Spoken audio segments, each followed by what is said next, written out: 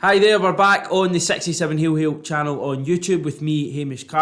As we record this on Thursday, a big happy birthday to Celtic stalwarts, the manager Neil Lennon, who turns 49 today, as well as captain Scott Brown, who's 35.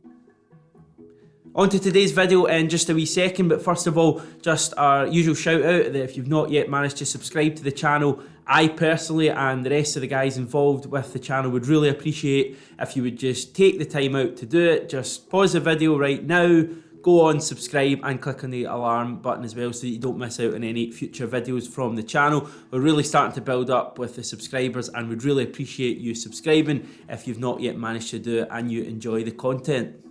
Right, on to today's video, and an interesting one for you. Chances are that if you keep abreast with what's happening with Celtic in the papers and the online stuff, you maybe came across a story over, I think it was Wednesday night, so in the last 24 hours or so if you're watching this on Thursday, that came from the Daily Mail and came from their chief sports writer Stephen McGowan in particular, who reported effectively that Celtic Park could be half full in a matter of weeks or months. We could have 30,000 fans at home Celtic matches. Now, that seemed a bit of a shock when I first read it, given that effectively we were under the impression that we wouldn't have, that many fans, if any fans at all, at Parkhead for a considerable amount of time. So is there substance to this story, or is it just a cheap ploy from the club to get more fans to buy season tickets? We'll have a look at that on today's video.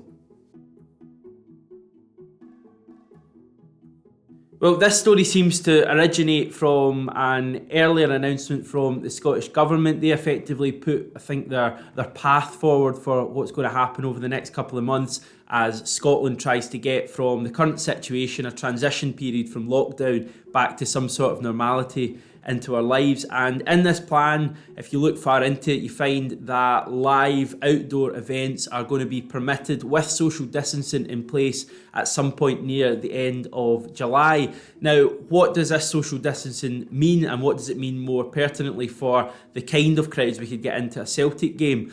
Now, the current 2 metre rule, which you'll all be familiar of, it's something we've been adhering to for, the last 3 or 4 months. That would suggest certainly that stadia couldn't be full if that was still in place. And in my mind, I was thinking that, given how tightly seats are packed into Celtic Park and any football stadium with guys and girls to the left and right of you, in front of you and directly behind you, you're probably looking at around a fifth or a sixth of the capacity, so maybe 10 or 12,000 out of the 60,000 at Celtic Park. However, there is talk that the Scottish Government is going to follow English advice and a lot of other countries around the world in bringing down the 2 metre rule, perhaps even to the World Health Organisation's specified 1 metre. Now, that would obviously mean we could get more fans into Celtic Park, and the chat is that the Scottish Government could do this as early as the 2nd of July, bringing down the 2 metre rule to 1 metre.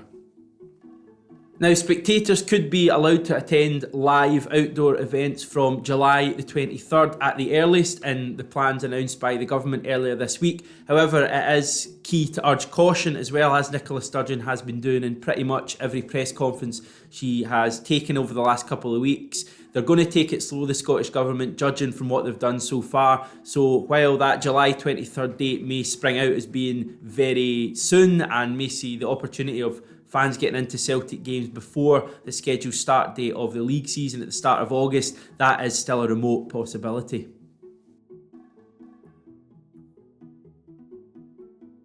So in a hypothetical world, say that Celtic allow in 30,000 fans for our first game, the flag day at the start of what is now next season.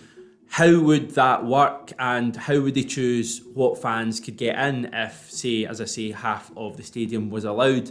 The obvious choice, and it's probably not what you want to hear because you'll be well used to this word over the last couple of years, is a ballot. That would seem the obvious choice. Allow a certain amount of Celtic fans who came out in a ballot into matches, and then perhaps for the next match then let those who were less fortunate. Now, obviously that is complicated by the fact that families do go to games. You'll have fathers and mothers going with their sons and daughters, and the fact that they already would be living in the same household means that social distancing wouldn't have to be in place between them. So would the club take that into account as well?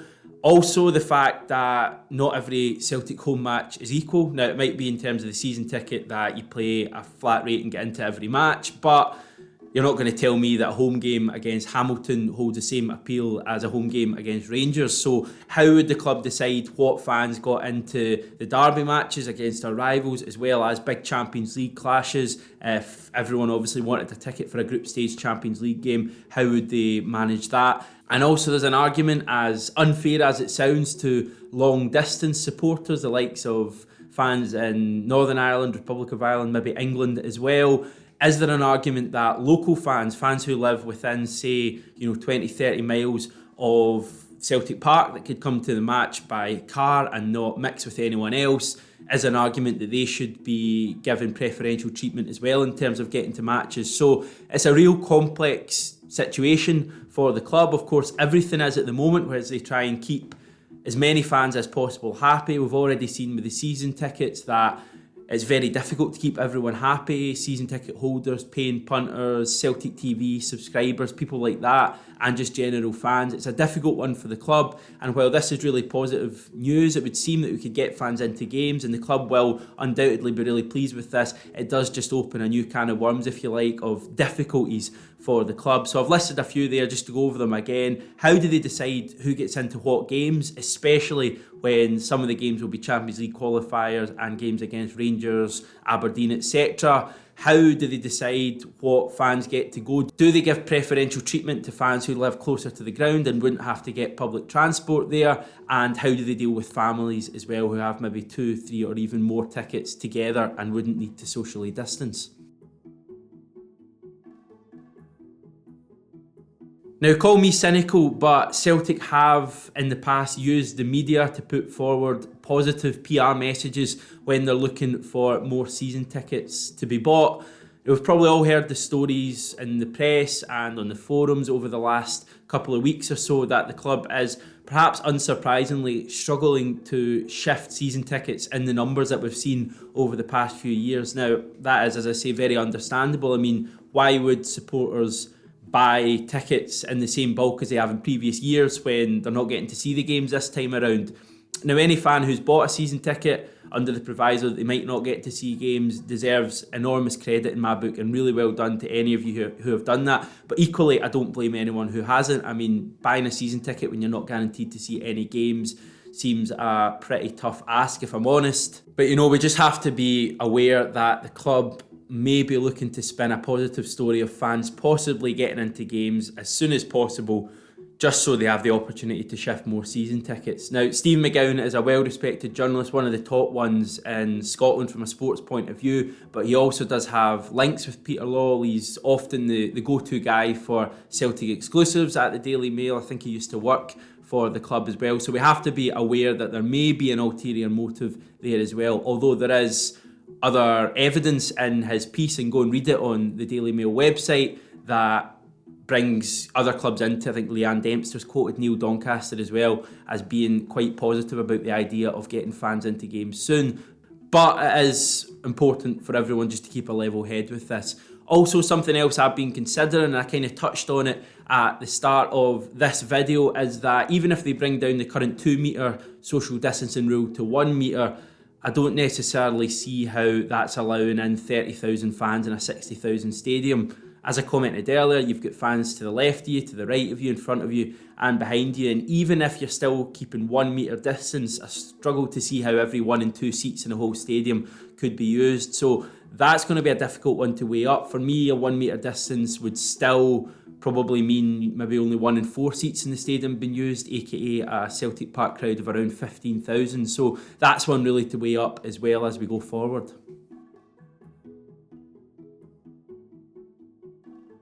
Now, it seems a bit crazy to say it, but it's probably going to be something we're going to see going forward, that masks are going to be mandatory for Celtic fans and any football fans going to games. That just seems pretty obvious, given that they're starting to put them in to public transport and, going to the shops, and basically any time you leave the comfort of your own home, you'll have to have a mask on. So don't be surprised to see that. Also, if fans do come back, will food be there? Food kiosks?